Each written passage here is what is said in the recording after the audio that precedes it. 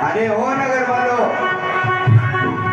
मेरे सेठ जी ने मुझे ये अमूल्य हार दिया है और कहा है जो इस हार का मूल्य चुका देगा सेठ जी अपनी पुत्री का विवाह उसके घर में कर देंगे। इसलिए कोई है जो बनना चाहता है दूल्हा? अरे कोई है जो सेठ जी की पुत्री का दूल्हा बनेगा? दूल्हा? मुझे ऐसा लगता है शीर्षागंज में कोई दूल्हा बनना ही नहीं चाहता।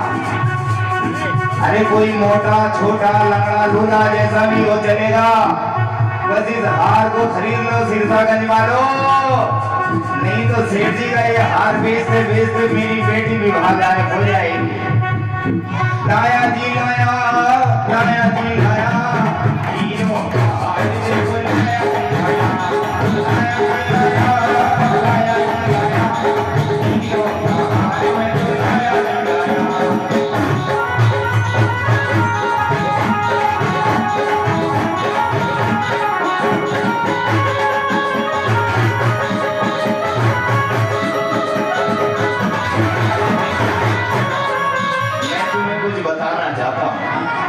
दूल्हा को मैं ढूंढता ही रहूंगा। सेठ जी ने बोला है हार को जो खरीद ले वही दूल्हा होगा, लेकिन मैं दूल्हा भी ढूंढ लूंगा और दूल्हों की विशेषताएं भी बताऊंगा। इस दुनिया में सब चीज के प्रकार मिलते हैं, लेकिन दूल्हों के तो विशेषकर मिलते ही मिलते हैं। पूछो कैसे? अरे पूछो कैसे? अब मैं बताता हूँ, मैं दूल्हा भी ढूंढता हूँ और दूल्हों की विशेषताएं भी बताता हूँ। अरे तुझे ढूंढन को, अरे तुझे ढूंढन को ये पंडित परेशान है, कहा दूल्हा बैठा हो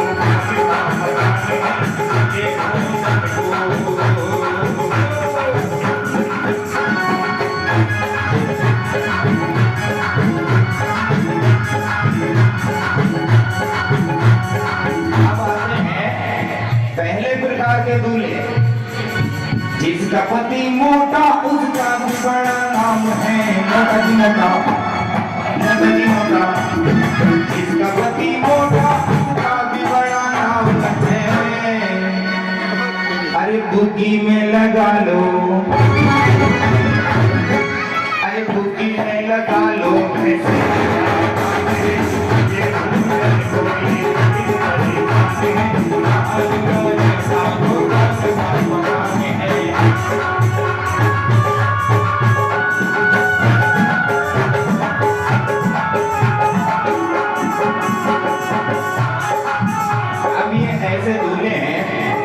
जो जनसंख्या में बड़े ही कम पाए जाते हैं। ये मैं किसी विशेष को नहीं बोल रहा, कभी ऐसा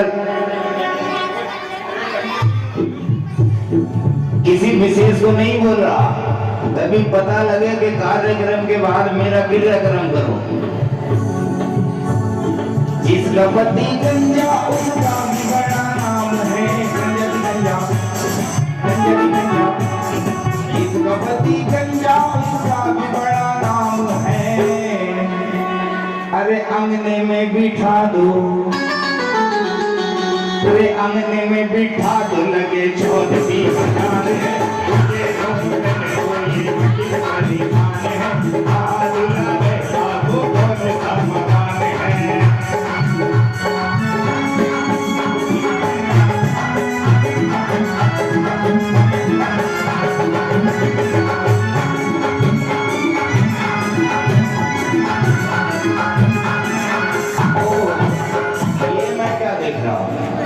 सेठ धन्नामल की दुकान नगर चौक है और दुकान बड़ी सुंदर व्यवस्थित दिख रही है। एक काम करता हूँ, इन्हें ही बुलाता हूँ, हो सकता है कि आज सेठ जी की पुत्री का विवाह यहाँ हो ही जाए। सेठ जी, ओ सेठ जी, सेठ जी, अरे क्या बात है भाई, आए यहाँ तो क्यों आया? अरे जब से दुकान के सामने खड़ा है सेठ जी सेठ जी सेठ जी सेठ जी, अरे बोले गा के तुझे सांप सुन गया। आप ही सेठ जी हो? अरे मूर्ख कहीं के इतने सुंदर वस्त्र पहने हैं अरे सर पर पगड़ी है, माथे पर चश्मा है, हाथ में छड़ी है, तो मैं सेठ जी नहीं कर सेठानी हूँ मैं। नहीं ये सही नहीं है, मूंछ लगा के सेठानी भी आ सकती है। अबे मूंछ लगाए तेरी पगड़ी।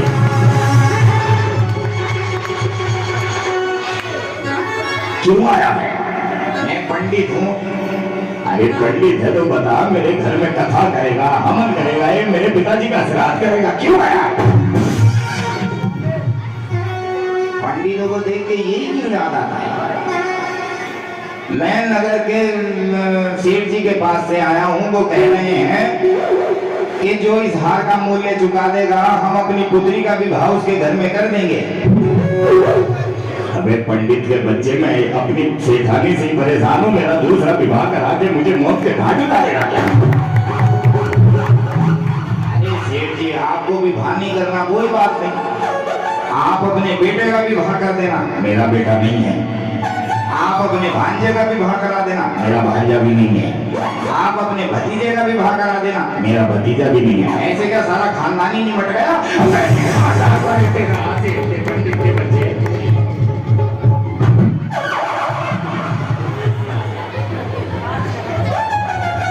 मुझे तो ऐसा ही लग रहा है, जब भतीजे भांजे हैं नहीं तो जी पे तुम क्या करोगे? अरे काम बोल, काम काम क्या है तेरा? काम ये है, जो इस हार को खरीद लेगा उसके घर में हम अपने सेठ जी की पुत्री को दुल्हन बनाकर भेज देंगे, दूल्हा चाहे कोई भी हो चलेगा। देख भैया, सबसे पहले मैं इस हार की जांच करूंगा, अगर ये हार सच्चा हुआ तो इस हार को खरीदूंगा, अगर ये हार झूठा हुआ तो इस हार को नहीं खरीदूंगा। अगर ये सच्चा हुआ तो तुझे पैसे मिल जाएंगे, अगर ये झूठा हुआ तो तेरी गर्दन कटवा देंगे। ये क्या है, सच्चा हुआ तो पैसे मिलेंगे, झूठा हुआ तो गर्दन कटेगी? अबे हार तो दे मुझे। ला ला ला ला। पंडित, आज तेरा ऐसा काटूंगा कि जीवन में नहीं कटा होगा तेरा। रुक तो दिया। आज मुझे लगता है कि सेठ जी की बेटी के लिए दूल्हा मिल ही जाएगा। मत बनो दूल्हा, शीर्षा का जवाब मत बनो। सेठ जी का बेटा बनेगा दूल्हा, बेटा नहीं हो तो भांजा बनेगा, भांजा नहीं बना तो ये सेठ खुद दूल्हा बनेगा। परारी बनेगा जरूर यहाँ कोई ना कोई। अबे निकल जा, अबे मर जा, तू झूठा, तेरा हार झूठा, अबे तू झूठा है, निकम्मा है तू, धोखेबाज है तू। अरे क्या हुआ? अरे क्यों मार रहे हो? अरे क्या हुआ सेठ जी? अरे होना क्या था, जैसा तू झूठा है तेरा हार भी ऐसे ही झूठा निकला। अरे जैसे ही मैंने उसे रसायन में रखा तेरा हार तो गल गया, तो अब क्या बचा है? तेरे हार का बचा है केवल धागा। चाहिए तो ले जा। सेठ जी मुझे मेरा हार दे दो, अगर मुझे मेरा हार नहीं मिला तो सेठ जी मुझे मार डालेंगे।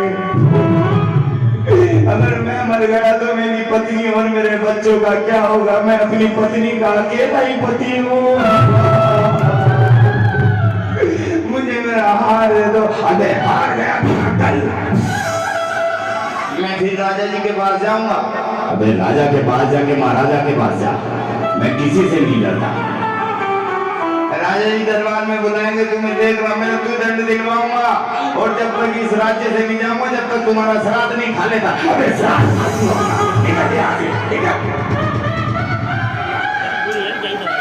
सेठ का बनाने आया था, अरे किसी को बताना नहीं। हार तो सच्चा ही था और हार है भी मेरे पास, पर पंडित के बच्चे को मैं दूंगा नहीं। अरे वो सेठानी, सेठानी, अरे आज तो हम अमीर हो गए। महाराज न्याय कर दो, कर दो। महाराज मैं लुट गया, बर्बाद हो गया, मैं लुट गया, बर्बाद हो गया। महाराज न्याय कर दो। सावधान, होशियार, महाराजा धीराजा नगर श्रेष्ठी राज दरबार में पधार रहे हैं।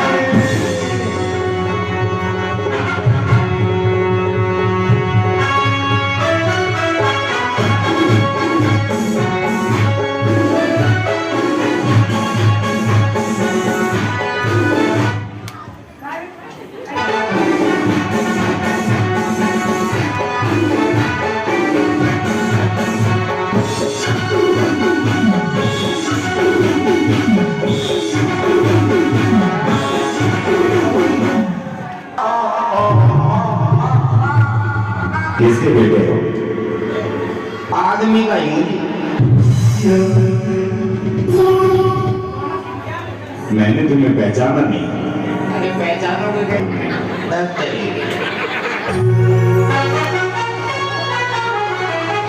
ये जी रामायण सुनाई थी मैंने।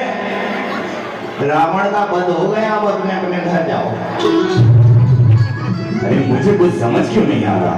अरे समझने में क्या है, नगर चौराहे पर सेठ धन्नामल की दुकान थी, उसने मेरा अमूल्य हाथ ले लिया और कहता है रासायन में जल गया, आप मांग दो तो दे। अच्छा तो ये बात है, तो इतनी देर से क्या मैं तुम्हें पुराण सुना रहा था? तो पहले बता दे। तो पहले क्या तुम्हें मैंने रात में सुनाई है? तो अब क्या करें? अब राजा हो जो करना है, अगर ये भी अब बात हम बताएंगे कि क्या करना है तो तुम राजा क्यों हो? मैं तुम्हारी इच्छा जानना चाहता हूँ कि तुम क्या चाहते हो। मैं ये चाहता हूँ कि मुझे इस राज्य का राजा बनाया जाए। क्यों बनाया? अरे इसमें चाहना ही क्या है? सेठ को बुलाओ, मेरा हाथ दिलवाओ। सैनिक, ये सैनिक है, इतना सुस्त आदमी सैनिक होता है? जी महाराज। देखो बोला भी कितनी देर से, ये 3 साल में बुला के लाएगा सेठ जी को।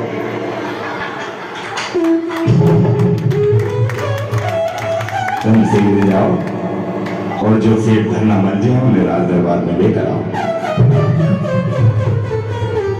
और भाई 3 महीने से पहले ही लौट आना। देखो पंडित जी। हाँ जी राजा जी। अगर तुम्हारी बात सत्य हुई तो तुम्हारा हार अवश्य तुम्हें मिलेगा, लेकिन यदि तुम तनिक भी असत्य का सहयोग कर रहे होंगे, सहारा ले रहे होंगे, तो ऐसा दंड दूंगा कि दंड विधान भी एक बार तुम्हारा दंड देखकर कांप उठेगा। क्योंकि राजा धात्री महान का दरबार है, यहाँ पर जिसने असत्य कहा है उसे क्रूर दंड मिला है। राजा जी की जय हो। राजा जी झुमका बनवाना था, राजा जी हंसली बनवानी थी, राजा जी तोड़ी बनवानी थी, मंगलसूत्र बनवाना था, चूड़ी बनवानी थी, कड़े बनवाने थे, झुमके बनवाने थे, झुमके बनवाने थे, बनवाने थे।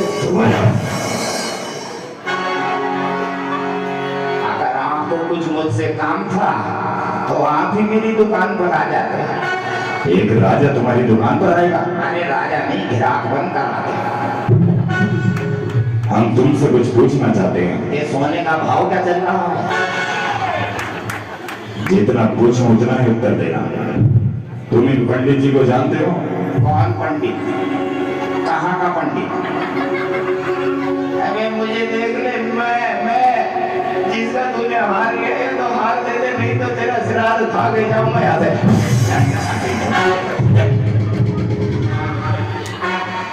महाराज, ना मैं इस पंडित को जानता हूँ, ना मैं इस पंडित को जानता, लेकिन एक पंडित जी का कहना है कि तुमने इनका अमूल्य हार लिया है और लौटाकर उन्हें वापस नहीं दिया। जब लिया ही नहीं तो वापस लौटाने का तो प्रश्न ही नहीं बनता। ये पंडित है, ऐसा लग रहा है कि चोर ने वस्त्र पहन लिए, पंडित बन गए। अभी निकालता हूँ इसकी पंडा। मैं तुमसे अंतिम बात पूछता हूँ, या तो ठीक ठीक तरह से बता दो कि तुमने पुरोहित जी का हार लिया है या नहीं लिया है? ना ना, मैंने कोई हार नहीं लिया, मैंने कोई हार नहीं लिया। और तुम क्या कहते हो पंडित? मैं तो इतना ही कहता हूँ, या तो हार दिलवा दो, नहीं तो मैं इसका श्राद्ध खाने के लिए तैयार हूँ।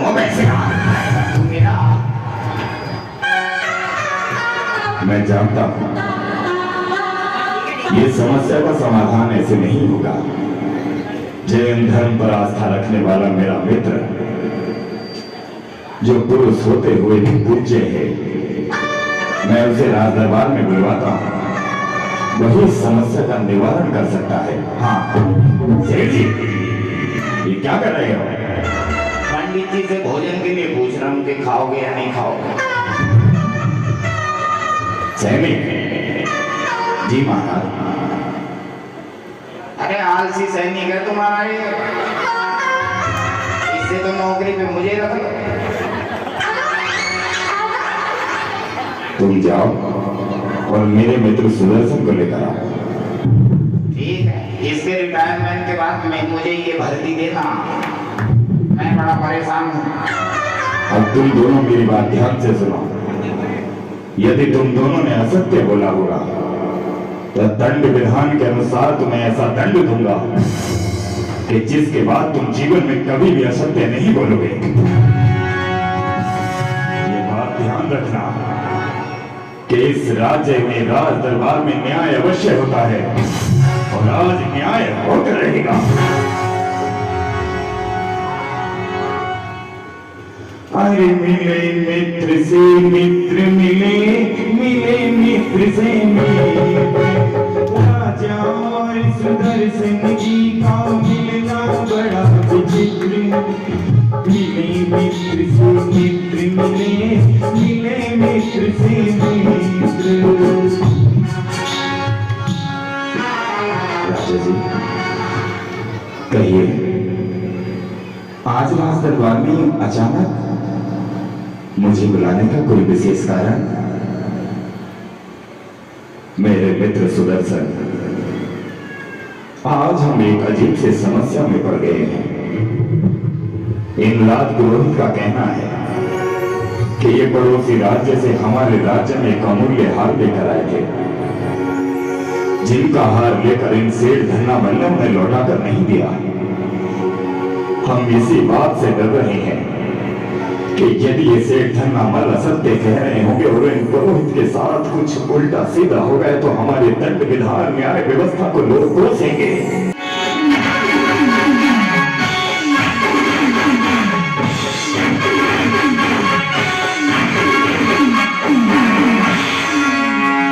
महाराजा धिराजा भातृवाहन अपनी पत्नी गजवाहिनी के साथ पधार रहे हैं।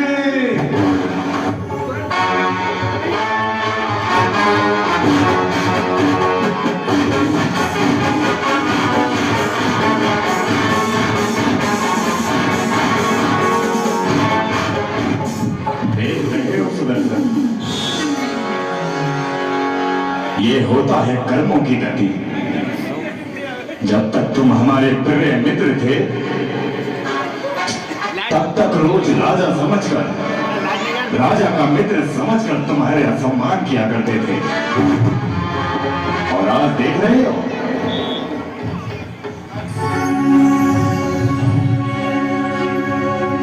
आज मृत्यु की तलवार तुम्हारे गले पर आकर अटक गई है।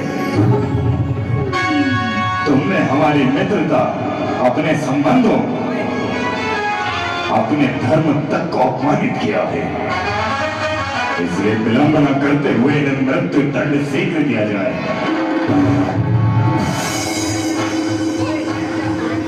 सुदर्शन, अभी हाँ करनी है तो कर दे। अभी इस जल्लाद से राजा की गर्दन कटवा दूंगी। अब भी राजा बनना है तो बता दे मुझे, तेरी जगह मृत्यु दंड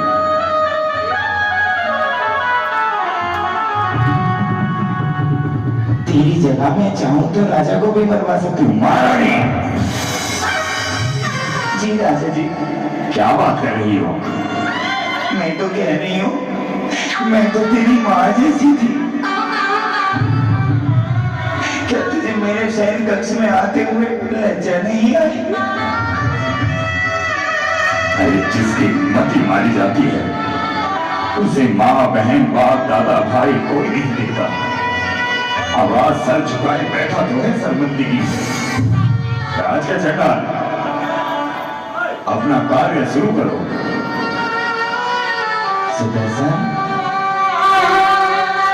अंतिम क्षण है, हाँ कर दे। ये चंडाल भी मेरा ही है। देख राजा के पास खड़ा हुआ है। अभी इशारा करूंगी तो राजा की गर्दन धड़ से अलग हो जाएगी। बोलो महारानी। हाँ, क्या कह रही हो? मैं तो कह रही थी कि सुदर्शन, मैं तो तेरी मौसी जैसी हूँ। तू मेरे कक्ष में क्यों आया? अरे राज का चंडाल, अपना काम शुरू करना। ऐसी रात की आज्ञा। मरने वाले सावधान हो जाओ। जाते जाते मुझे कोई दोष मत देना। राजा की आज्ञा पाकर लोगों की हत्याएं करना मेरे पूर्वज भी किया करते थे, मेरे पिता भी और मैं भी। ये हत्या नहीं, ये राज का दंड होता है। इसलिए यदि मन में कोई अंतिम इच्छा हो तो मुझे बताओ, हो सकता है कि पूर्ण कर दी जाए। राज का चंडाल, ये सब कर्मों का दोष है।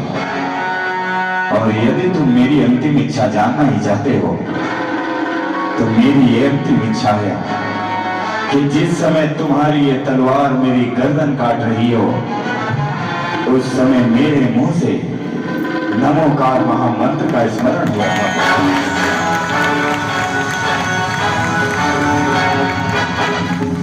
ठीक है, तैयार हो जाओ। जो गर्दन काटने वाली थी, इस पर पुष्पों की माला है। और ये देखिए इस पुरुष को, इसके गले में पुष्पों की माला। देवतागण पुष्पों की वर्षा कर रहे हैं। ये कोई साधारण पुरुष नहीं, ये तो कोई दिव्य पुरुष है। ये दिव्य पुरुष, तुम्हारे इस नमोकार मंत्र का चमत्कार देखकर मैं धन्य हो गया। इस क्षण के पश्चात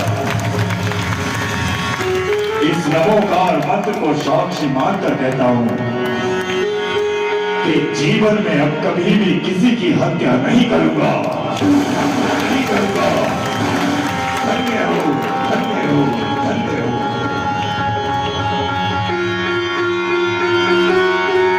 मित्र सुदर्शन,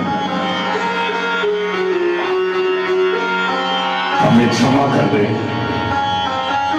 हम जानते हैं कि ये चमत्कार का कहने का अर्थ ये है कि शयन कक्ष में तुम आए नहीं, और ये तार, ये कलंकित कार्य तुम नहीं करना चाहते थे, कलंकित होना चाहती थी ये रानी।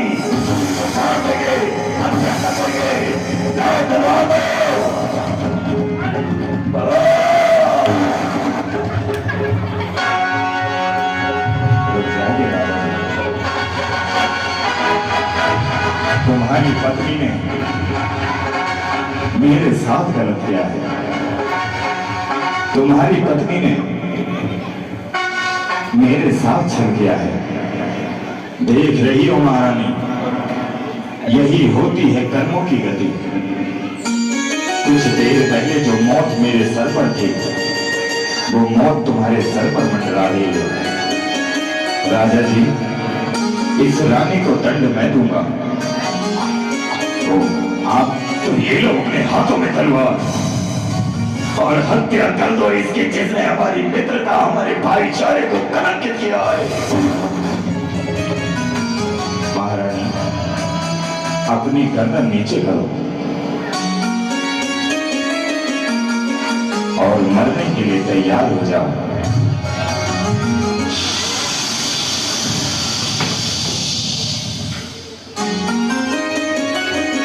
क्या तुमने मुझे मारा नहीं? क्या मुझ पातम को तुमने जीवित छोड़ दिया? मैंने गलती की है, सब दोष मेरा ही तो है। महारानी, तुमने जिस जैन धर्म को ये कहकर अपशब्द कहे थे कि जैन धर्म कलंकित है, जैन धर्म में हम जैसे कुलाचारी रहते हैं, उसी जैन धर्म का सिद्धांत है। वही जैन धर्म कहता है कि जब हम किसी को जीवन दे नहीं सकते तो किसी का जीवन लेने का अधिकार है।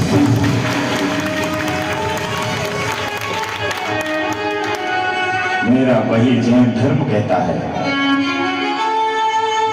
कि पापी से घृणा कभी मत करो, अगर घृणा करनी है तो उसके पाप से करो। पापी एक बार सुधर सकता है, साधु बन सकता है, लेकिन पाप हमेशा पाप होता है। मेरे मित्र, हमें क्षमा कर दो। महाराज, मेरी यही क्षमा है कि तुम अपनी पत्नी को स्वीकार कर अपना जीवन सुचारू रूप से जियो। धन्य है ऐसा मंत्र, धन्य है ऐसे जैन धर्म जिसमें सुदर्शन सेठ जैसे बिडले जन्म लेते हैं। धन्य है ऐसा जैन धर्म, धन्य है ऐसा जैन धर्म। मित्र सुदर्शन, आज तक हम तुम्हें अपने घर एक मित्र की भांति लेकर आए। आज चलो हमारे धर्म गुरु बनकर, हमारे आदर्श बनकर, इस नगर के धन्य श्रावक सृष्टि बनकर हमारे महल को पवित्र करो, हमारे महल को पवित्र करो। आओ सुदर्शन। बोलिए आदिनाथ भगवान की जय।